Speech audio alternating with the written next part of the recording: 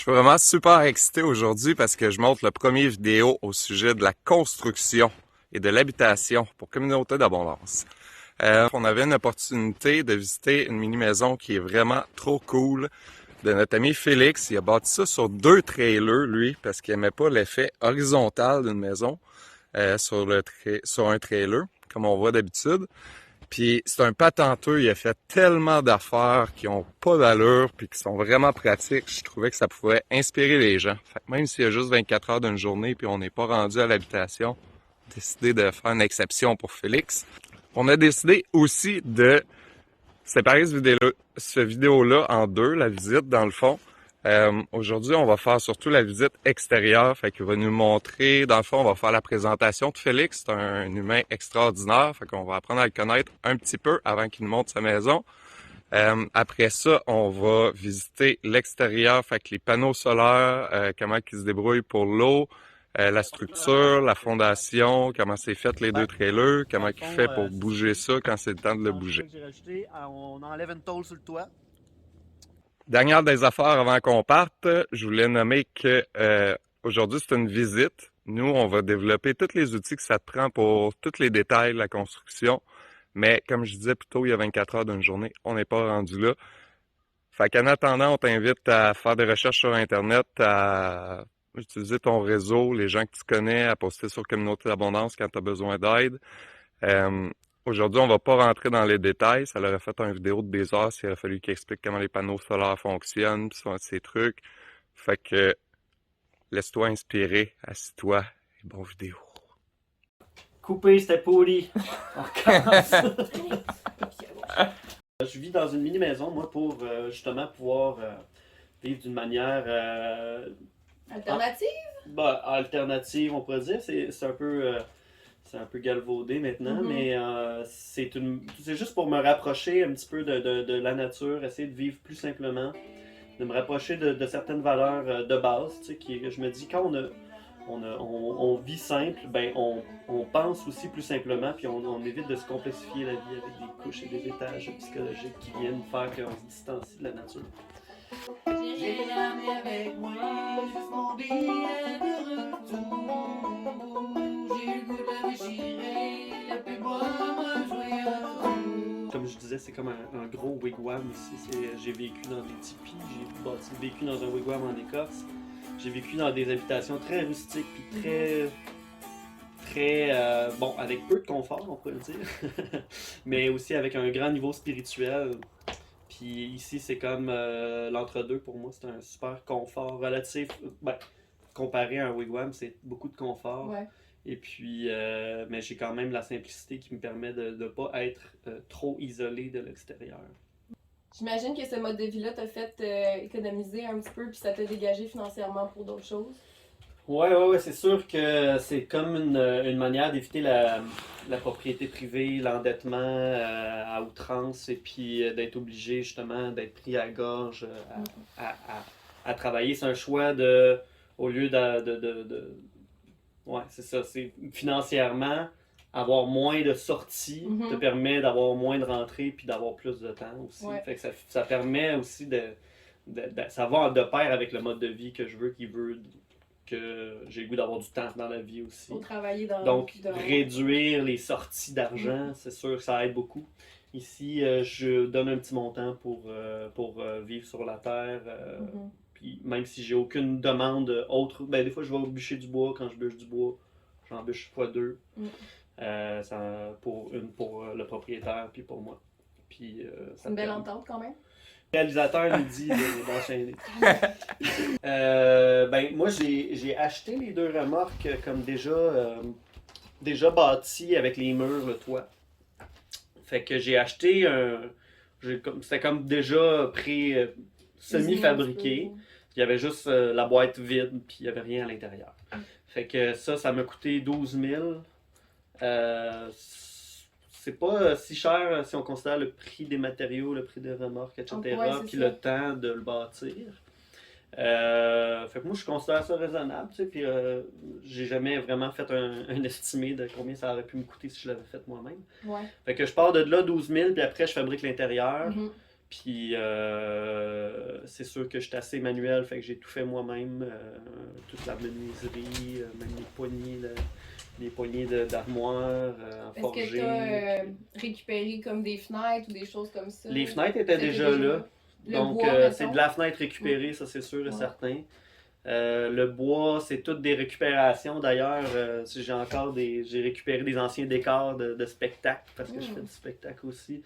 J'ai tout démoli ça, j'ai rebâti mes portes avec ça, le lambris. J'ai acheté un petit peu de bois, mais très peu. Un peu de plywood. Mais sinon, c'est quoi mes dépenses ici? Ben, c'est au niveau énergétique. Ouais. Le frigo propane, ça va être les batteries, le panneau solaire, contrôleur solaire, le chauffe-eau. Tout ça, ben, c'est des coûts. Mais j'ai quand même été vraiment au minimal. Moi, je suis pas un gars qui a une grosse demande énergétique. Fait que pour moi, c'était parfait. Puis j'ai pas investi beaucoup. Là. En bas de 1000$, mon système solaire, je l'avais. Puis après, ben, le chauffe-eau, etc. Le chauffe-eau peut-être 500. Le frigo usagé, j'ai pas payé ça cher non plus. Je me rappelle plus combien. Mais c'est ça, c'est un mode de vie de débrouillard par exemple. Ben oui. Faut trouver des shortcuts pour essayer que ça coûte moins cher. Sinon tu payes un peu plus puis t'as la chose toute faite. Mais il faut apprendre à penser outside the box.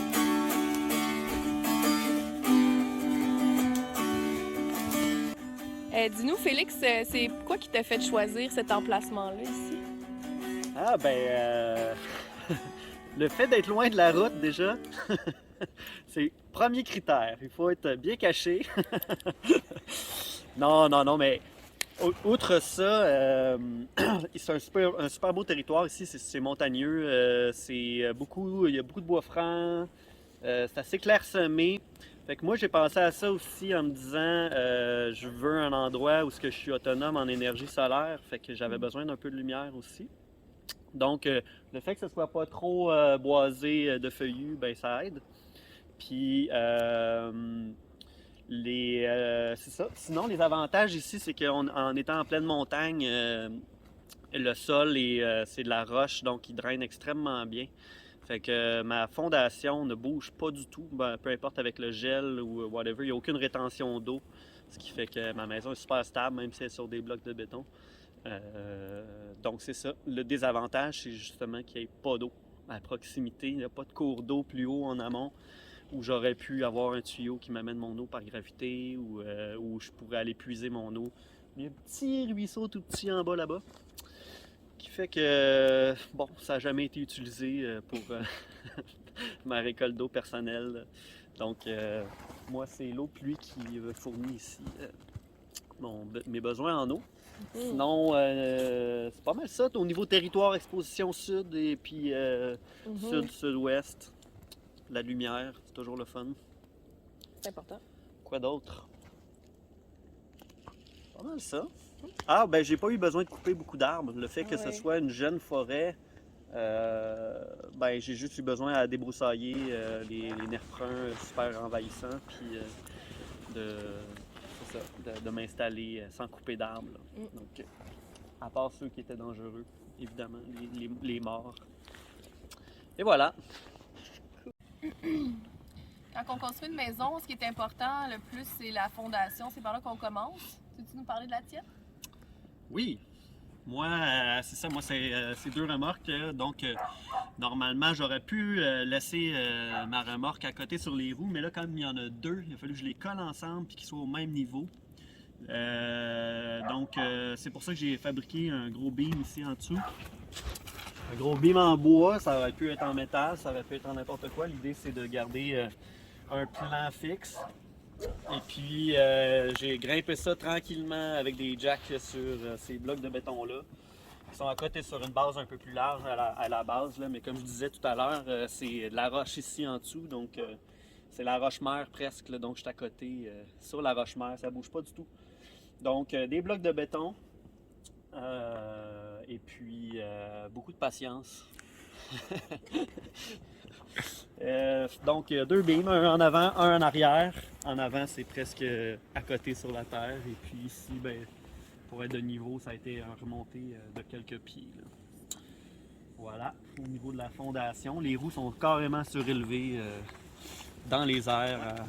Ce que je trouve bien, peut-être si dans l'optique de le déplacer plus tard, de ne pas avoir le poids toujours sur les pneus. C'est une bonne idée. C'est quand même une habitation semi-permanente, on pourrait dire, parce qu'on ne veut pas déménager ça tous les jours. Il faut être bricoleur un petit peu. Et là, 2 trailers, c'est vraiment pas commun. Explique-nous comment que ça marche, tout ça. Dans le fond, c'est ça. L'idée, c'est ce que ça permet, c'est d'avoir un peu plus large. Mais quand on veut le déménager, il faut la découper en 2, puis partir avec une moitié, puis avec l'autre moitié ensuite. Fait que Ça a l'air très simple dit comme ça. c'est C'est super très simple. simple. Il faut juste enlever une planche ici. Cette planche-là que j'ai rajoutée, on enlève une tôle sur le toit, une rangée de tôle jusqu'en bas.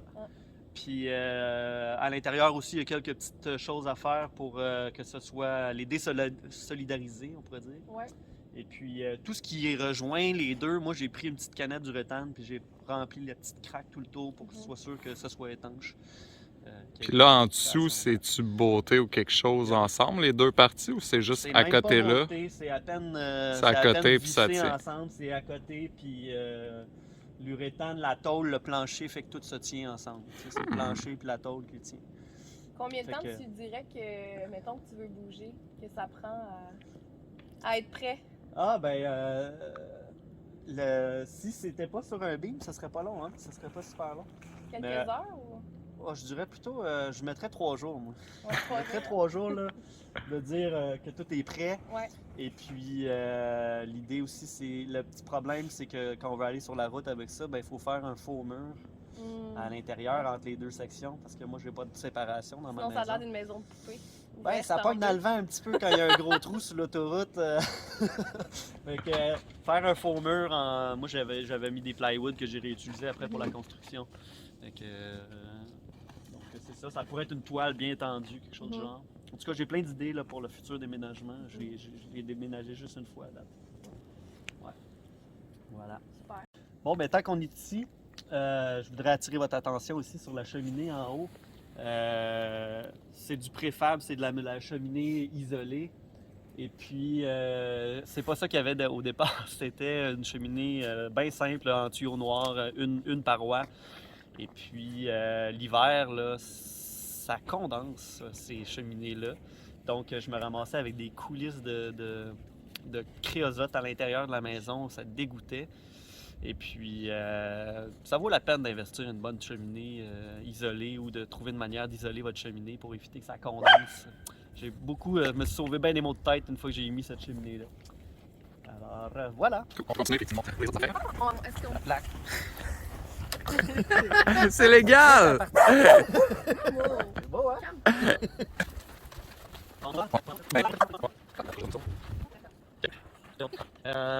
Niveau énergie maintenant, voilà, ma petite maison est alimentée en énergie électrique par ce magnifique panneau ici présent. 300 watts de panneau, c'est quand même bien, mais c'est pas beaucoup quand on est en milieu semi-ombragé. Mais là, c'est vraiment pas pratique pour déneiger ton panneau solaire, là, haut de même. C'est vrai. On n'est pas tous des ninjas. Ouais, c'est ça, il faut s'entraîner à sauter très haut. C'est magique! Donc, le panneau, je pense, j'aurais peut-être pris plus grand, moi, pour mes besoins, mais c'était limite. Là. Ça fait la job, puis surtout en hiver, là, qu'il faut se poser la question.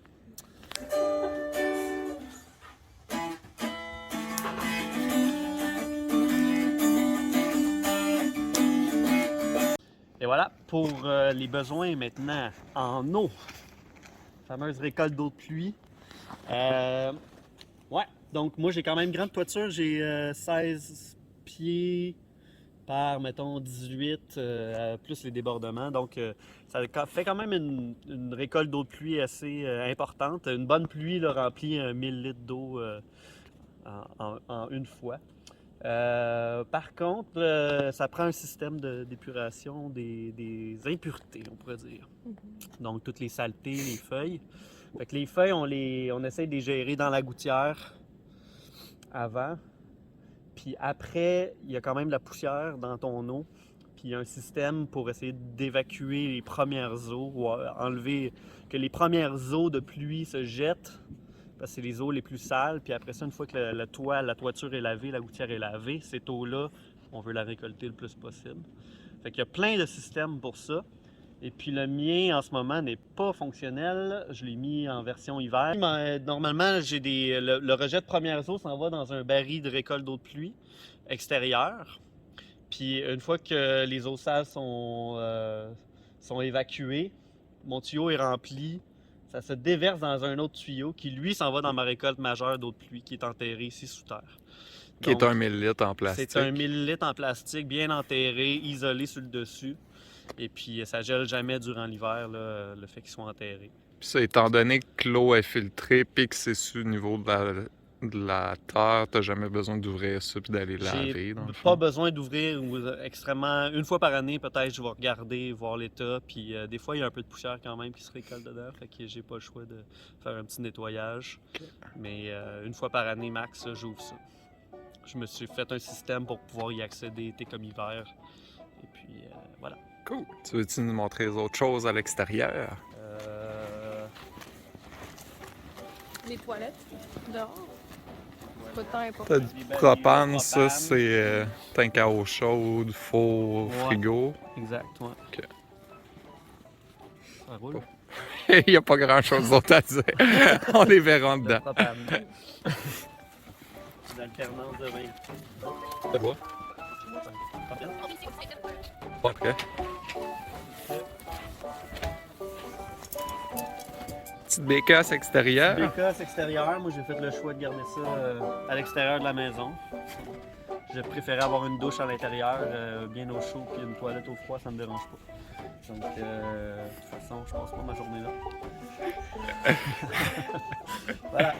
Cool. Puis à côté, c'est quoi, du rangement? Ou... Ça, c'est du rangement. OK, cool. Ouais.